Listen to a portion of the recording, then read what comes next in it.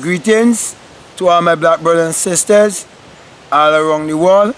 It's really a joy and pleasure being out here in nature yet another time. I want to thank you so much for your comments and for your support. Not many people in my country really understand what I am saying, are willing to be open-minded about the things that I'm saying. Many believe that I'm crazy.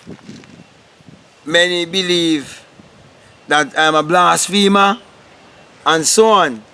But for those of you who are vibrating at a high level of frequency, I want to encourage you to continue to vibrate at that level of high frequency, because at this time I want to speak to you concerning the final frontier of transportation. Now, we can go as far back as the time of the running man, where a man would run from one area to the next to carry a message. And then we can move to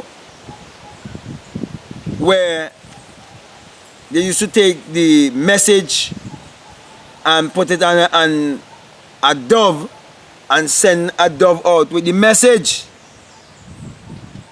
It was a form of transportation, or getting a message across. And there was a time, there was the Pony Express, where they would get on the backs of horses and ride them to long distance to carry a message and so on. That was the form of transportation that they had. And then there was a time of the horse and the cart, where the horse is pulling the cart. And then there was the time of, I think, was of horse and buggy. And then you come into like the automobile age and so on. And then the aeroplane and so on. Then the jet and so on, right up to now you have the astronaut. Okay? Now also the sun rises in the east and sets in the west. So also it is said that civilization started in the east and comes to the west. And it said that civilization and so on started in Africa. And when we read the Bible, the places that it is speaking about in the Bible is basically in Africa. And when we look at the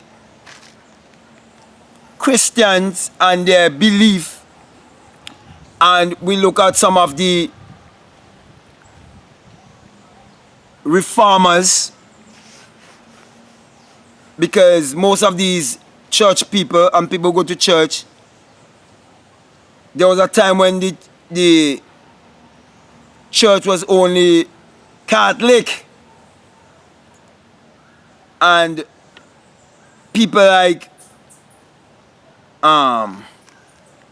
what's his name, Martin Luther, break away from the Catholic Church and start preaching.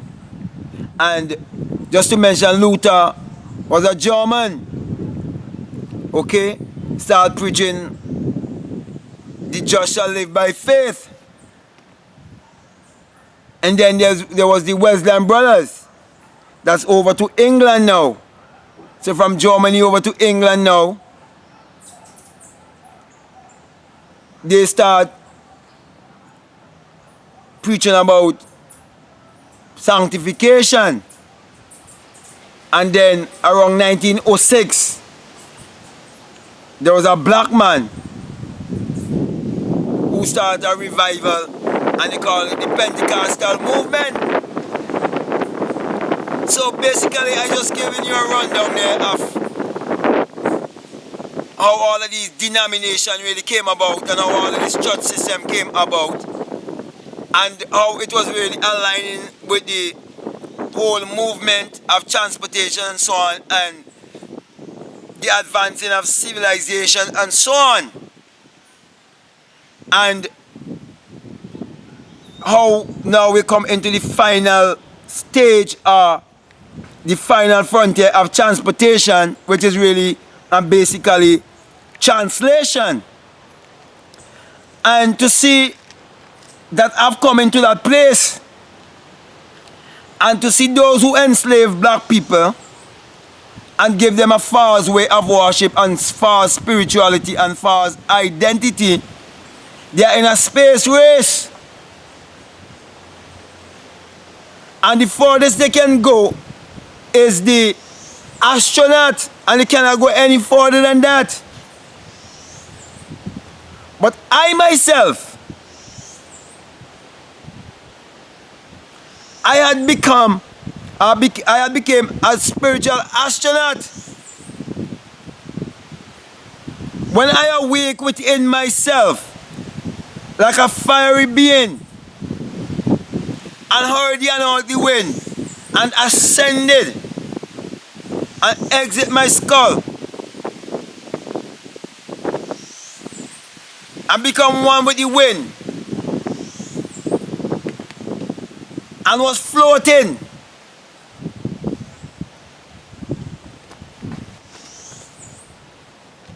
That was me being a spiritual astronaut, because everything in the natural is to teach you the spiritual.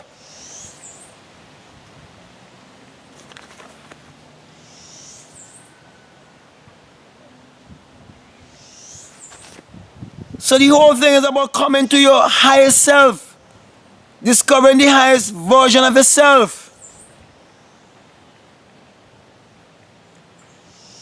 And so many people